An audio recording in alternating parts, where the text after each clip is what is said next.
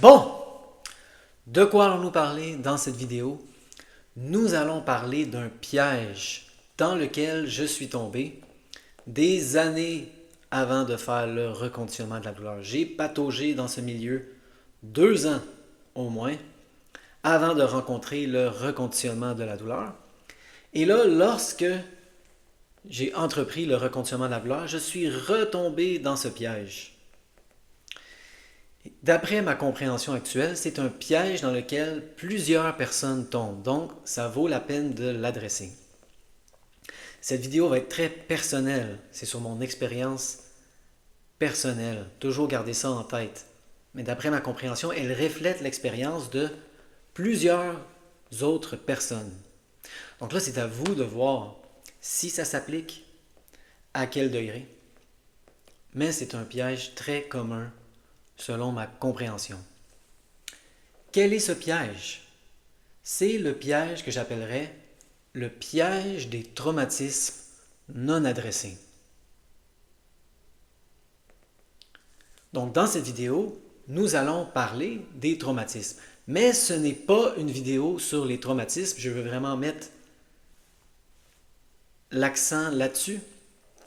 Il y a tant de matériel sur les traumatismes, plein de livres, plein de vidéos. Je ne suis pas la bonne personne pour parler de ça. Donc, il n'y aura pas de faits scientifiques objectifs exposés ici.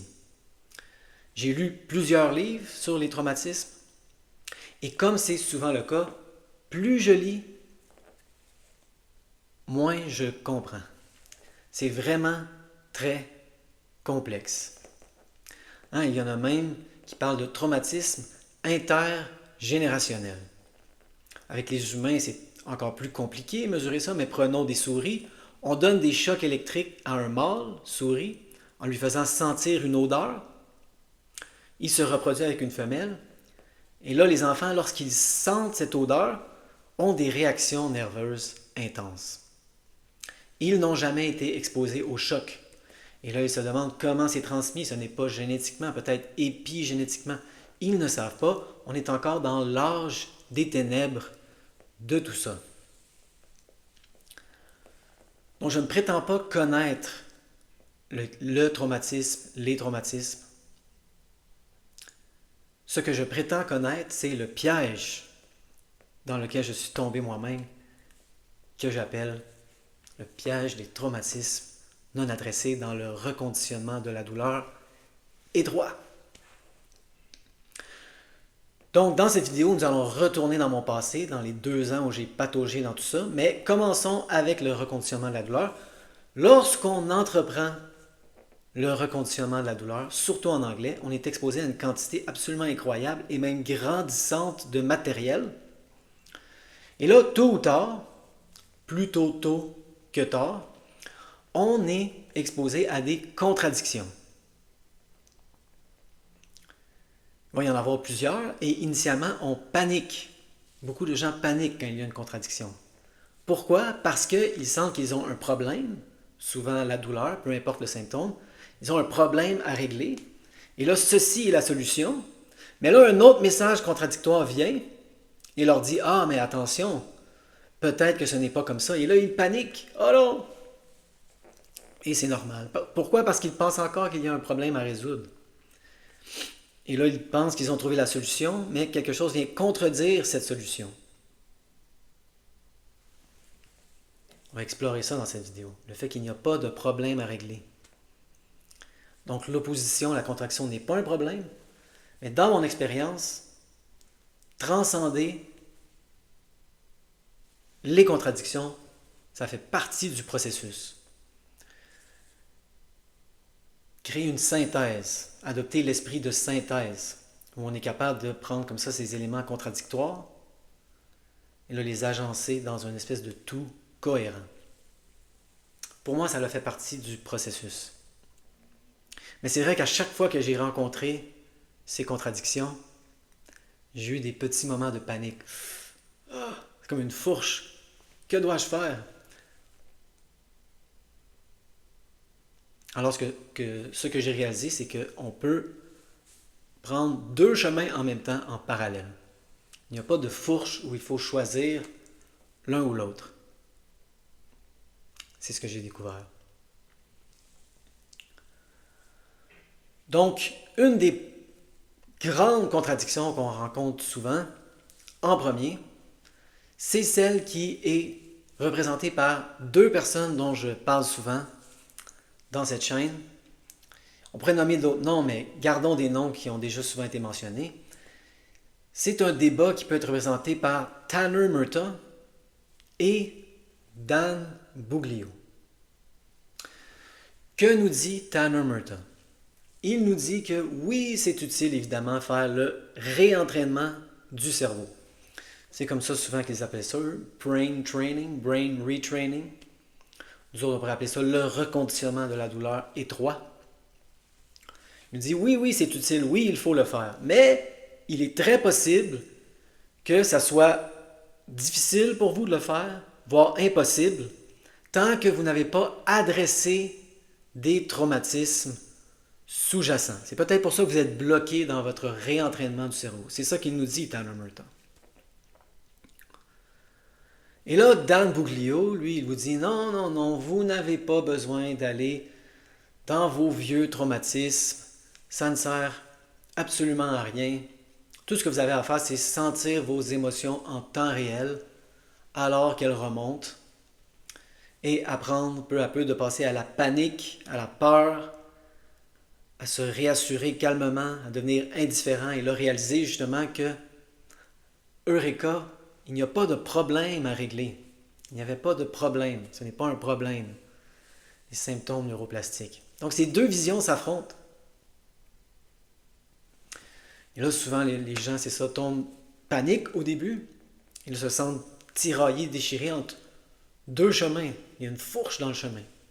Qu'est-ce que je dois faire? Le réentraînement du cerveau, le reconditionnement de la douleur étroite. Où dois-je adresser mes traumatismes? Ah, c'est peut-être pour ça que ça ne fonctionne pas, parce que je n'ai pas adressé mes traumatismes. Et là, vous partez comme ça, dans votre tête.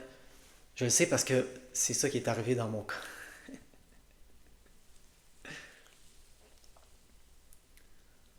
Donc, c'est de tout ça qu'on va parler dans cette vidéo.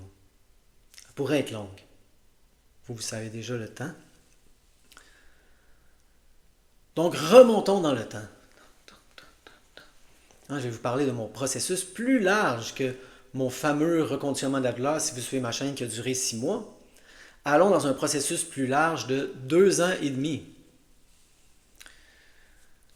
Pour commencer, je vais lire un extrait du livre de Bessel van der Kolk, Le corps n'oublie rien.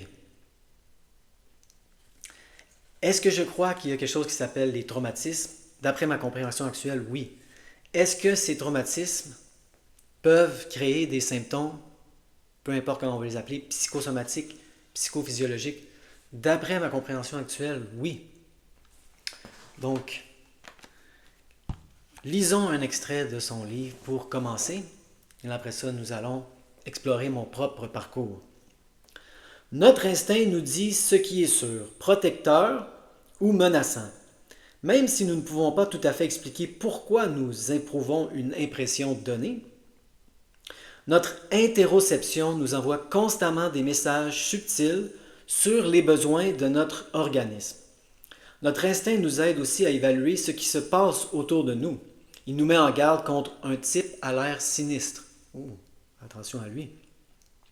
Ou nous souffle qu'une pièce exposée à l'ouest, entourée de lys, oh, ça va être beau ça, nous donnera un sentiment de sérénité. Si nous avons un bon rapport avec nos sensations internes, si nous pouvons nous fier à elles, nous nous sentirons maîtres de nous-mêmes, de notre corps et de nos émotions.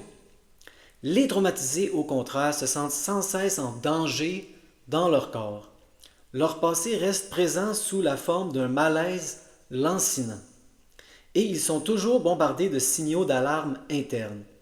Pour tenter de les contrôler, ils deviennent souvent experts dans l'art de les ignorer et d'endormir la conscience de ce qui se passe en eux. Ils apprennent à se cacher d'eux-mêmes. Plus ils cherchent à détourner leur attention des signaux d'alarme de leur corps, plus ceux-ci ont tendance à les envahir, ce qui les remplit de confusion, de gêne et de honte. Ceux qui ont des difficultés à remarquer ce qui se passe en eux ont tendance à réagir à n'importe quelle variations sensorielles en se refermant ou en paniquant. Ça ressemble à la réaction lorsqu'on rencontre le message contradictoire. Ils ont alors peur d'avoir peur. J'espère que cette expression sonne familière à vos oreilles. Nous savons aujourd'hui que c'est en grande partie parce qu'on développe une peur des sensations physiques associées à une crise de panique que celle-ci se développe.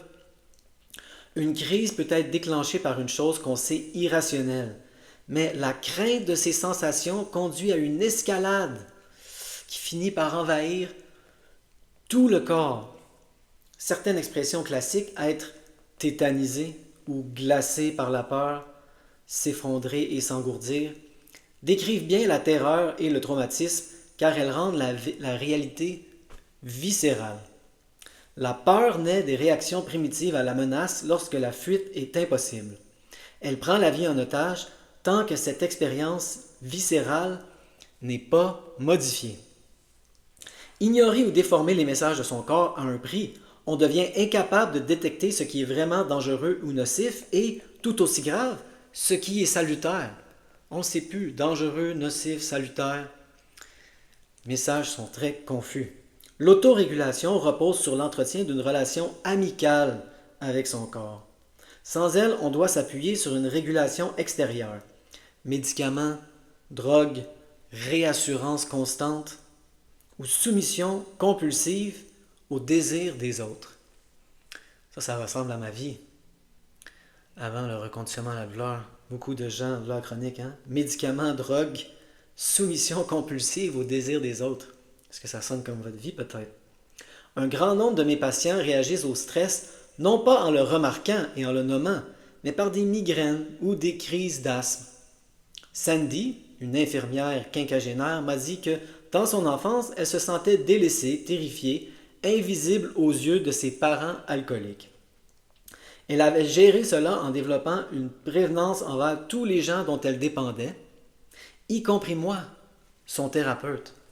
Ça peut rendre la relation avec le thérapeute difficile, la relation thérapeutique. Mais chaque fois que son mari lui parlait durement, elle faisait une crise d'asthme. On va y revenir, ça. Quand elle s'apercevait qu'elle était en train de suffoquer, il était trop tard pour recourir à un aérosol et il fallait l'emmener aux urgences. Étouffer les appels à l'aide de son corps n'empêche pas les hormones du stress de le mobiliser.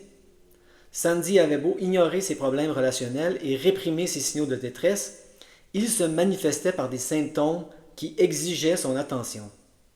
Sa thérapie a consisté à repérer le lien entre ses émotions et ses sensations physiques, et je l'ai poussé à faire de la boxe française. Je ne sais pas ce qu'est la boxe française précisément, mais lui, dans son livre, il parle tout le temps de faire des cours d'autodéfense, des arts martiaux, pour reconnecter avec son corps et justement éprouver un sentiment de puissance dans son corps. Pendant les 3 ans où je l'ai suivi, elle n'est plus retournée aux urgences. Les symptômes somatiques sans cause physique flagrante sont omniprésents chez les traumatisés.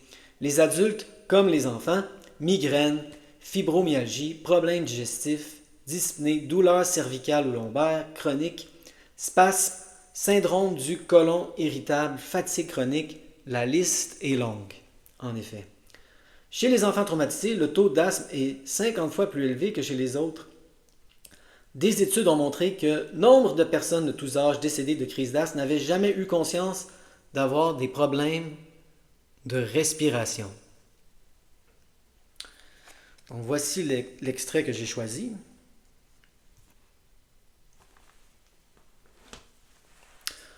Moi, avant d'entreprendre le reconditionnement de la douleur, j'ai pendant longtemps cru qu'il fallait absolument que j'adresse mes traumatismes pour éliminer mes symptômes chroniques. J'agissais comme quelqu'un de hautement traumatisé. Dans mon esprit, ça. C'était comme auto-diagnostiqué d'ailleurs. Je tremblais comme ça.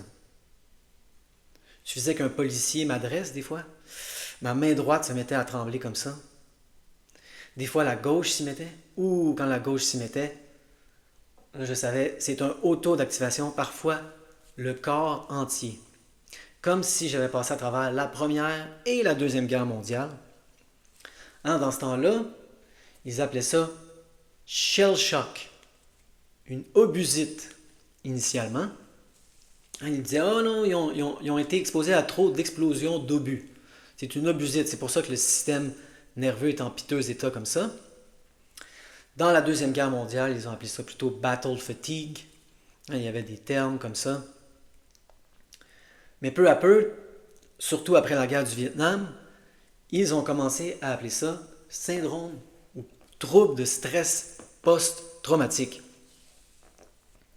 Et c'est là qu'ils ont commencé à faire des études sérieuses sur le sujet. Donc moi, dans ma tête, je me disais, je suis hautement traumatisé. Et là, je cherchais des façons d'adresser mes traumatismes. Hein, je lisais Stephen Porges avec sa théorie polyvagale. Tyler Murtaugh en parle constamment. Ça semble être même une des grosses bases de son traitement. Il parle souvent de Peter Levine, somatic experiencing. Ça, j'en ai fait beaucoup. Je cherchais des solutions. Quelle est la théorie de base de Peter Levine? Hein, lorsque les animaux frôlent la mort, ils ont des mécanismes comme ça pour se débarrasser des énergies qui pourraient potentiellement devenir traumatisantes dans le corps. Hein? On peut voir des vidéos, par exemple, d'ours polaires qui sortent d'une situation difficile et ils tremblent comme ça. Mais les adultes, eux, avec leur néocortex, sont capables d'un peu d'étouffer ces instincts animaux.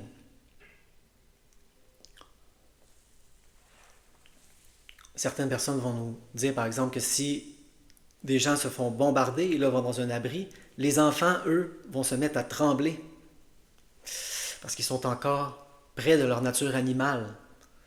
Mais les adultes, eux, ne trembleront pas. Et là, si on leur demande pourquoi, ils disent parce que je veux garder mon sang-froid, je veux rester courageux, je ne veux pas apeurer les enfants encore plus. Ils sont capables d'étouffer ces mécanismes-là avec leur néocortex, supposément. Et donc j'ai fait beaucoup de tremblements. Oh, j'ai tremblé, j'ai beaucoup tremblé. Là, je me disais, je suis en train d'évacuer les énergies bloquées, traumatisées dans mon corps.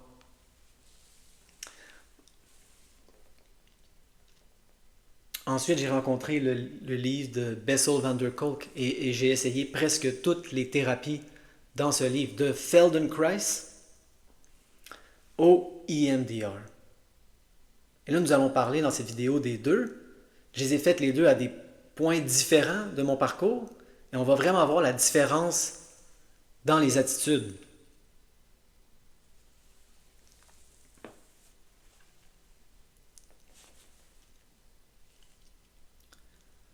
Donc, lorsque j'ai fait tous ces traitements, je faisais plusieurs traitements comme le Feldenkrais, hein, du travail corporel qu'on appelle. Les gens me touchaient, le toucher apaisant, trembler, évacuer, sentir mes émotions bloquées, évacuer les émotions bloquées. J'ai fait ça pendant 2 ans.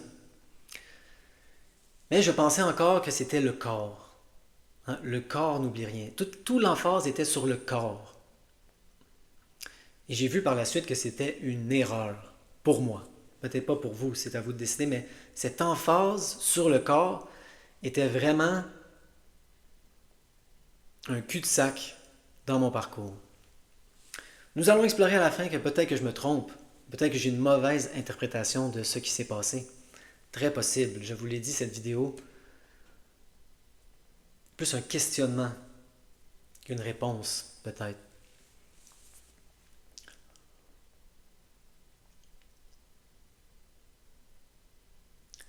Donc, lorsque j'ai entrepris tout ce processus, je vous l'ai déjà dit, je m'améliorais. Mais là, j'ai eu un gros choc émotionnel et je me suis complètement effondré. C'était pire qu'au début, où j'ai tout entamé ce processus et où j'ai dépensé 20 000 d'ailleurs. J'étais constamment à la recherche d'une solution. Je croyais que j'avais un problème. Et là, il fallait que je le règle avec des thérapies, des modalités. J'étais toujours en mode résolution de problème. J'ai un problème, il faut que je le règle. Peut-être que Somatic Experiencing va le régler. Peut-être que Feldenkrais va le régler. Et là, justement, quand j'ai sombré comme ça, j'ai entrepris Feldenkrais en lisant ce livre et j'ai dû abandonner cette thérapie parce que fallait que je monte des escaliers pour aller dans l'appartement de la personne, du thérapeute. Et je n'étais plus capable de monter les escaliers, donc j'ai abandonné Feldenkrais. Mais je faisais vraiment Feldenkrais dans le mauvais esprit. C'est-à-dire que j'avais un problème et là, c'était la solution à mon problème.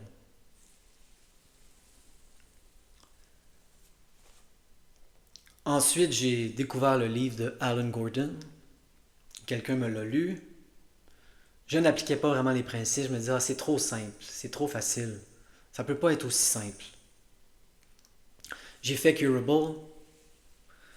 J'essayais vraiment de me rassurer, de sentir mes émotions sans sortir dehors, sans défier les symptômes. Quelle erreur! Et là, j'ai trouvé un psychothérapeute qui faisait Emotional Awareness and Expression Therapy. Et je suis vraiment allé faire cette thérapie dans le même esprit que toutes ces autres thérapies d'avant. J'ai un problème et cette personne, cette modalité, ce thérapeute vont m'aider à le régler.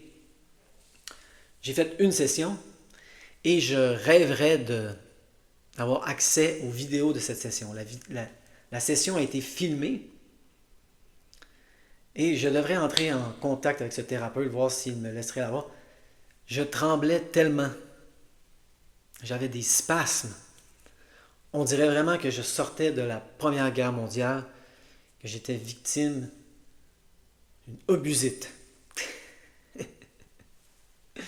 Wow! Et là, c'est lui qui m'a parlé. Ah non, il dit, c'est pas juste Alan Gordon, il y a Howard Schubiner. Il m'a parlé des chaînes YouTube. Et c'est là que j'ai finalement rencontré Tanner Murtaugh.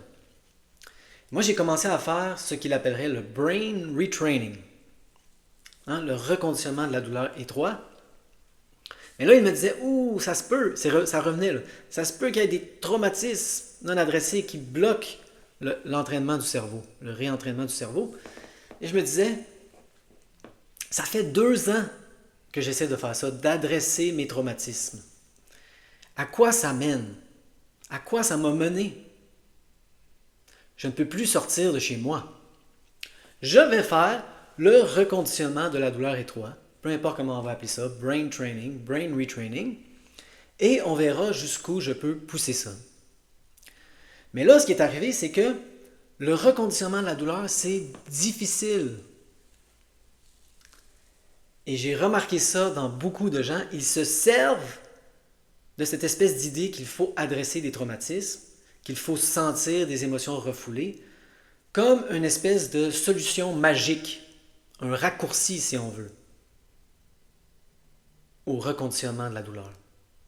Si seulement je pouvais adresser le bon traumatisme, si je pouvais ressentir la bonne émotion, ma rage envers mon père, mais là, la douleur va diminuer et je vais pouvoir sortir dehors sans avoir à affronter les montées de symptômes. C'est ça qui est arrivé. Hein, je marchais, des fois je réussissais à marcher 20 minutes dehors, et là je comprenais le concept de l'exposition graduelle. C'est avec ça que j'ai commencé moi, l'exposition graduelle. Et là, au lieu de 20 minutes, j'allais marcher 25 minutes.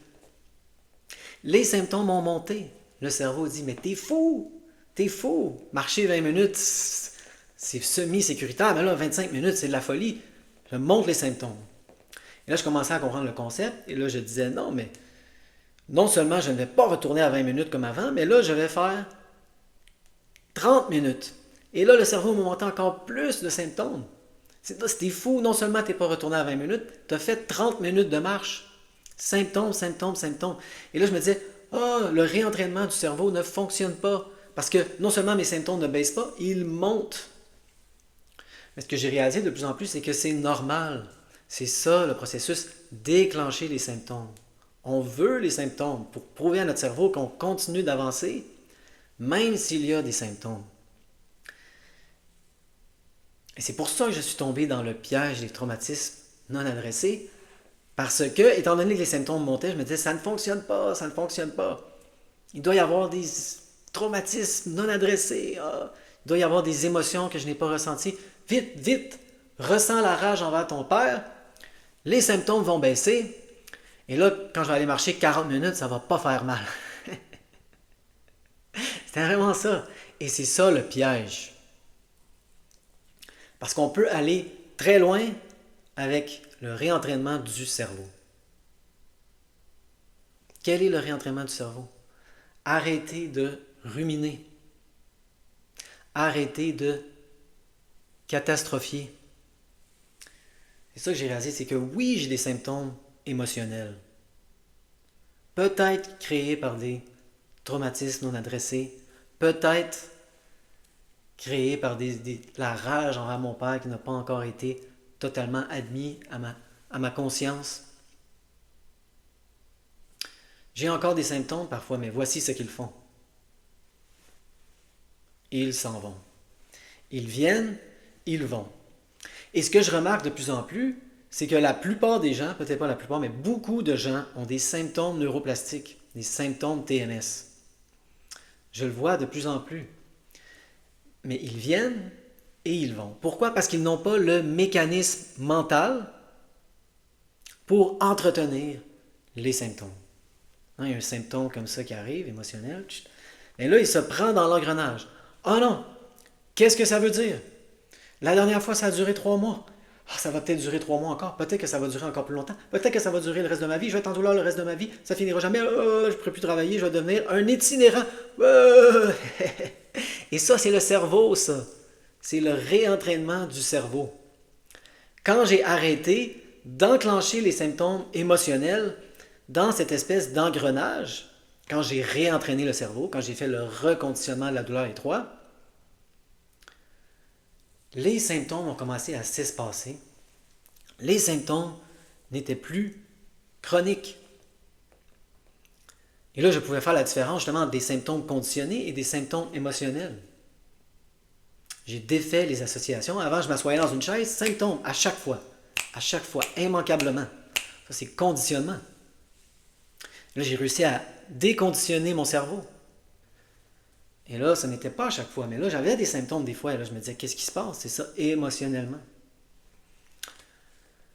Donc, j'ai un peu mis ça de côté, toute cette histoire de Tyler Murtaugh. Je trouvais qu'il était trop dans le Porges, il était trop dans la théorie polyvagale. J'ai lu là-dessus.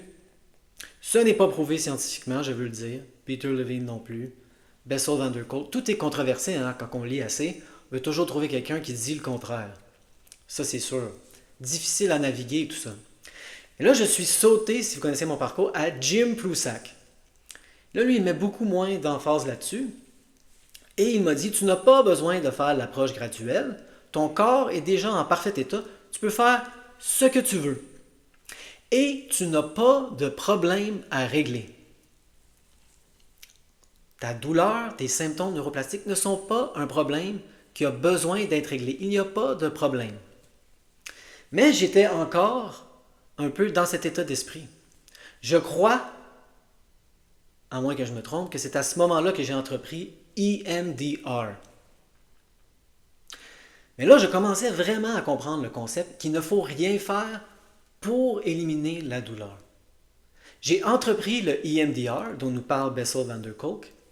Plusieurs personnes en parlent. Lui, il parle aussi de Internal Family System, dont je parle souvent. Mais lorsque j'ai entrepris EMDR, je l'ai entrepris dans un esprit tout à fait différent que le Feldenkrais. Quand j'ai entrepris le Feldenkrais, je me disais, j'ai un problème, la douleur, la fatigue chronique, des symptômes, et là, Feldenkrais va être la solution pour moi. Et là, je vérifiais toujours si ça marchait. Comment on vérifie si ça marche, si ça fonctionne? En mesurant les symptômes. Ah, mes symptômes ne baissent pas. Ça ne fonctionne pas, Feldenkrais. Lorsque j'ai entrepris EMDR, j'ai entrepris dans le bon esprit. Je ne voyais plus que j'avais un problème, qui avait besoin d'être résolu. Il fallait que j'adresse des traumatismes, sinon mes symptômes ne disparaîtraient jamais. J'ai entrepris le EMDR par curiosité. J'essaye des choses. C'est intéressant. Je suis content de l'avoir fait. C'était une exploration. C'était ça l'esprit dans lequel je l'ai fait. Je n'étais pas encore, on va y arriver, rendu à l'attitude d'Anne Bouglio, mais je commençais à comprendre le concept. J'ai vraiment fait le EMDR dans un meilleur esprit, peut-être pas dans le bon esprit, un meilleur esprit que Feldenkrais. Je ne voyais plus ça comme un problème qui devait être réglé. Je ne mesurais plus mes symptômes comme une mesure du succès d'une technique ou une modalité. Les symptômes montaient parce que non seulement je faisais l'approche graduelle où j'augmentais peu à peu, avec Jim Prusak, j'ai arrêté l'approche graduelle et j'ai décidé de me servir de mon corps comme s'il était déjà correct à 100%. Et ça n'est peut-être pas conseillé au début. Il faut avoir une espèce de base, avoir de plus en plus confiance dans le processus pour faire ça. Là, je suis arrivé... on pourrait parler du EMDR avant. Ce qui est intéressant, c'est que moi, j'ai encore ce genre de symptômes. Dans l'extrait que j'ai lu, son mari lui parle brusquement, elle a une crise d'asthme. Et là, moi, je travaillais dimanche. Et il y a quelqu'un comme ça qui me parle très brusquement quand je travaille, de façon très sévère. Toujours l'impression que c'est comme il jappe des ordres critiques. Et là, je me suis mis à trembler, comme avant. Quelqu'un qui m'a vu, il dit « Ah, tu trembles-tu à cause que l'autre il t'a parlé brusquement? » C'est oui. J'ai la difficulté à mettre l'essence comme ça dans le réservoir, mettre l'huile aussi dans l'autre réservoir, mes mains tremblaient. Donc, je suis encore comme ça. Est-ce que c'est de l'anxiété, ça? Est-ce que c'est le traumatisme, l'anxiété créée par le traumatisme? Intergénérationnel peut-être? Je n'en ai aucune idée.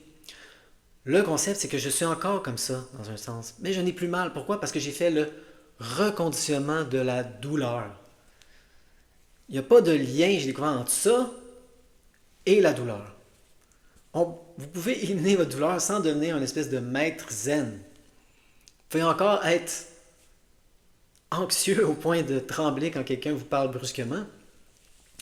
Moi aussi, je faisais de l'asthme quand j'étais jeune, comme cette personne dans l'extrait. Et je voulais seulement mentionner, ça c'est un fait que je trouve toujours très intéressant, j'ai travaillé une scène de ma vie avec le EMDR où il y avait un chat présent, je suis allergique aux chats, et je faisais de l'asthme. Mais moi, mon asthme d'enfance s'est vraiment amélioré. Maintenant, en général, je prends ma pompe entre 5, 10, peut-être 15 fois par année. Par année, c'est là que je suis rendu maintenant. Souvent, quand on vieillit, l'asthme s'améliore. Mais là, lorsque j'ai fait l'EMDR et que j'ai travaillé plusieurs scènes, j'ai travaillé une scène où il y avait de l'asthme. Tout d'un coup, pendant les 3 semaines où on a travaillé la scène, je faisais des crises d'asthme énormes et je prenais ma pompe 5, 10, 15 fois par semaine. Par semaine. Ça faisait des années que je prenais ma pompe 5, 10, 15 fois par année. Et là, 5, 10, 15 fois par semaine. Et lorsque nous avons fini de travailler la scène, j'ai arrêté d'avoir des crises d'asthme. Et j'ai recommencé à prendre ma pompe au même rythme qu'avant. Donc, je voulais le mentionner, ça. C'est intéressant, tout ça. Je ne contredis pas carrément Peter Levine, Stephen Porges, Bessel van der Kolk. Lui, il nous parle, entre autres, de son fils qui avait de la fatigue chronique. Là, il l'a inscrit comme ça dans une troupe de théâtre. Son fils était fatigué, constamment découragé. Il l'a inscrit dans une troupe de théâtre où il devait jouer le rôle d'un petit dur à cuire. Et là, il nous dit justement, c'est le fait de jouer un autre personnage, sentir les émotions de quelqu'un d'autre, qui nous aide à sortir comme ça de la fatigue chronique. Donc, c'est un livre très intéressant. Il nous offre beaucoup de pistes. J'aime ce livre. Mais c'était un peu un genre de cul-de-sac pour moi. J'espère que vous connaissez la métaphore de l'acteur. Je vous l'ai dit constamment, il faut devenir un acteur. Votre subconscient est le spectateur. Il vous regarde. Et là, vous êtes en train de jouer le rôle de quelqu'un de fatigué, de malade, en douleur, un douloureux chronique. Et là, si vous commencez à voir comme un acteur et que vous jouez un autre rôle, au début, oui, c'est du jeu. Oui, vous mentez dans un sens, mais ça va commencer à influencer votre système. Le fait de jouer un autre rôle et vous allez vous perdre dans le rôle. de quelqu'un en santé, ou comme dans le cas de son fils, d'un petit dur à cuire. Et évidemment, il y a le sens de communauté, hein, on interagit avec les autres, on fait ce qu'ils appellent de l'interrégulation avec les autres membres de la tribu, les autres Homo sapiens. Donc c'est excellent pour vous. Donc je recommande ce livre si vous ne l'avez pas lu. Je recommande d'explorer toute cette branche, hein, le paradigme, Porges, Levin, Peter Levine, Van der Kolk. Mais pour moi, c'était un genre de cul-de-sac. Et là, voici l'autre interprétation que je vous ai promise. Vous pouvez dire, non, mais en fait, c'est pas ça qui est arrivé, c'est que tu as fait comme Tanner Murtaugh a dit, pendant 2 ans, tu as adressé des traumatismes, et c'est pour ça que tu étais prêt à faire le reconditionnement de la douleur étroit. Peut-être. Et c'est ça qui est vraiment intéressant, hein, plus j'observe tout ça. Souvent, je vous dis, la seule chose dont je suis sûr, c'est mon expérience personnelle, mais souvent, je réalise que même dans mon expérience personnelle, je ne suis pas sûr de qu'est-ce qui a fait quoi. Désolé, c'est comme ça. Mais je peux vous dire mon interprétation, parce que je le vois dans d'autres personnes également à qui j'ai parlé. J'ai parlé à plusieurs personnes, ça fait longtemps qu'ils font le processus, et ils pataugent dans ces mêmes modalités. Les traumatismes, les émotions coincées dans le corps, il faut décoincer ces énergies bloquées. Les traumatismes sont des énergies emmagasinées dans le corps, il faut les débloquer. Ils pataugent là-dedans, mais ils ne veulent pas faire le reconditionnement de la douleur étroit. J'ai rencontré plein de gens comme ça. Et quand je lis les commentaires aussi, je le vois. Pourquoi? Parce que ils vont défier les symptômes, ils vont aller faire une activité, et là, c'est trop, ah! Et là, ils reviennent en dedans. Ils reviennent chez eux, et là, ils se disent, ah, il faut que je sente la rage envers mon père, il faut que j'adresse un traumatisme pour que les symptômes baissent magiquement. Et là, je vais pouvoir juste sortir dehors sans avoir besoin de reconditionner mon cerveau, sans avoir besoin de faire l'exposition graduelle qui peut devenir, je l'espère, à un moment dans le processus, juste se servir de son corps comme s'il est en état parfait.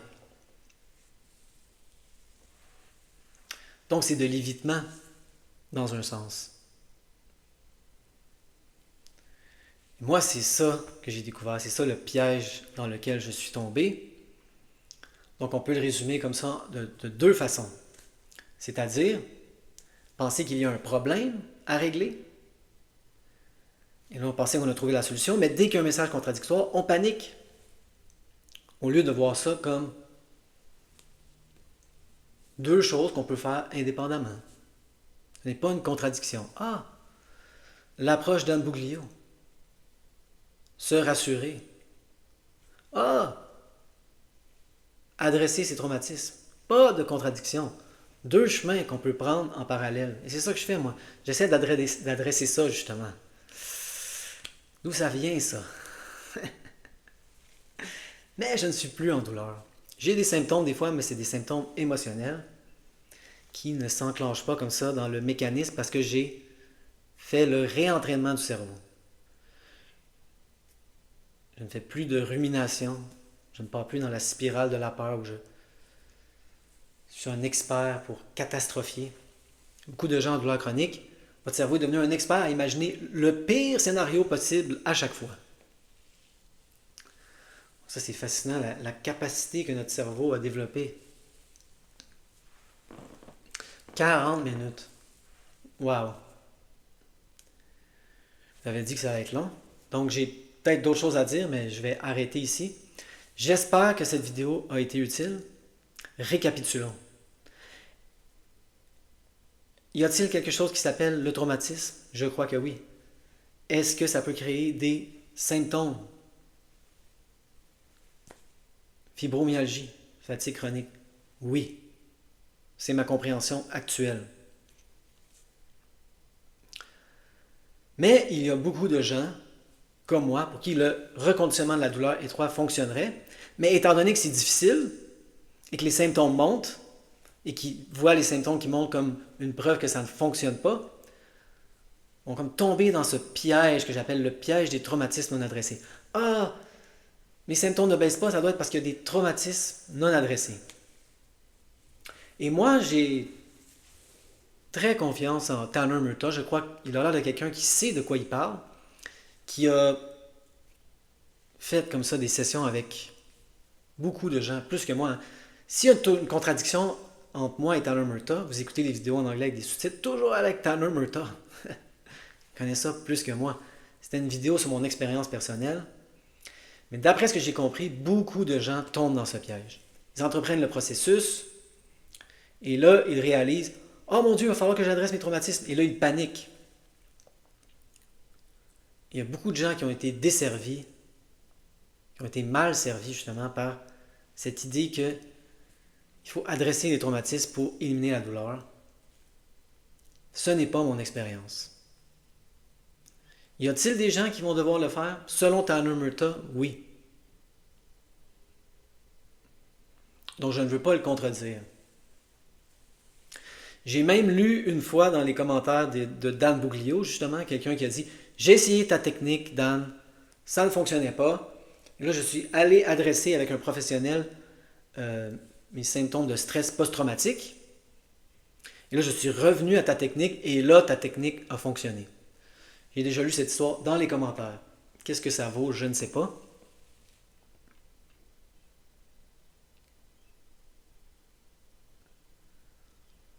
Mais remarquez ça.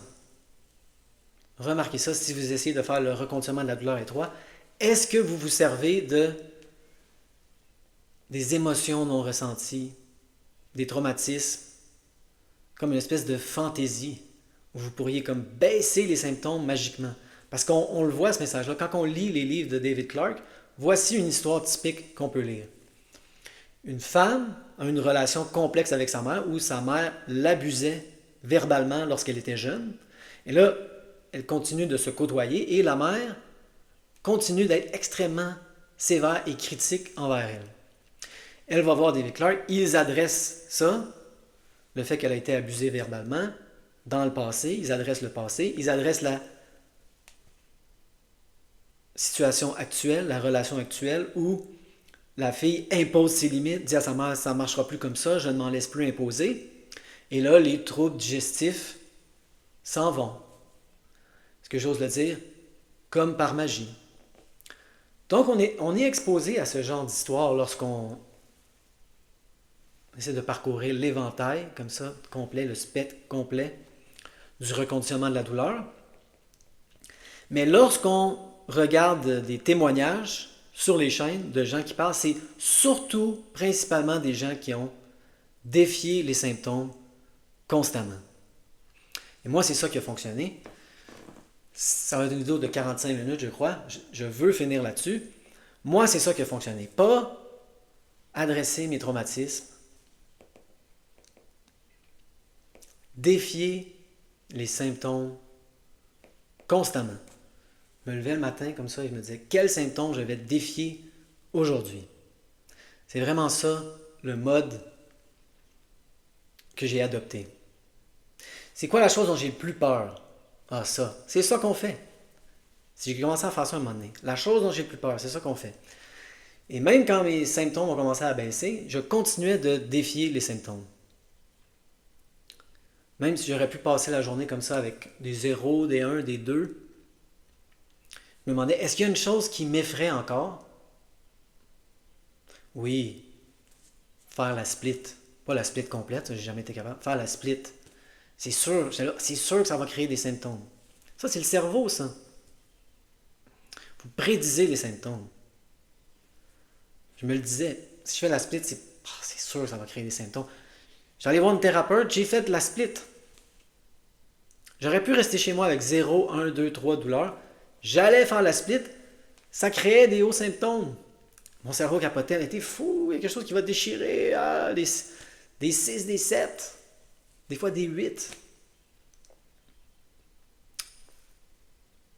Défiais les symptômes constamment et je sentais mes émotions. Oui, mais je n'allais pas à la pêche aux émotions, comme dit Dan Buglio.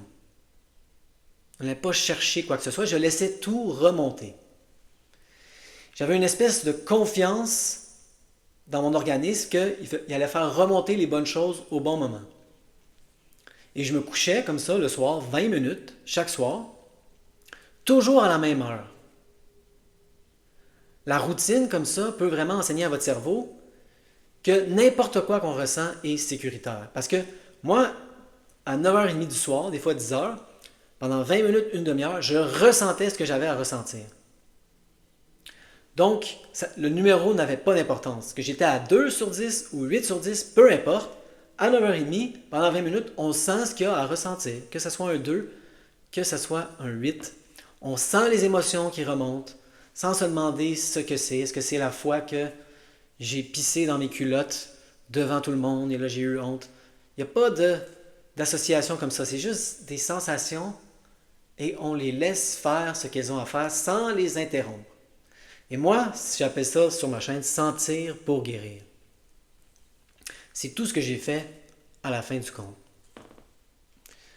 Donc j'espère que cette vidéo a été utile. Elle était longue. Certaines personnes, selon Tanner Murtaugh, vont avoir à adresser leur traumatisme pour pouvoir faire le reconditionnement de la douleur étroite. Est-ce que c'est ça que j'ai fait? J'en ai pas l'impression. J'ai l'impression que c'est un genre de cul-de-sac qui a duré 2 ans et où j'ai dépensé 20 000 $. 20 000 $. Et à la fin du compte, peut-être que je n'aurais pas pu commencer avec ce message-là. J'ai réalisé que c'est Dan Buglio qui avait raison. Il n'y avait pas de problème à régler. J'ai dépensé 20 000 $ pour rien. Il n'y avait pas de problème à régler.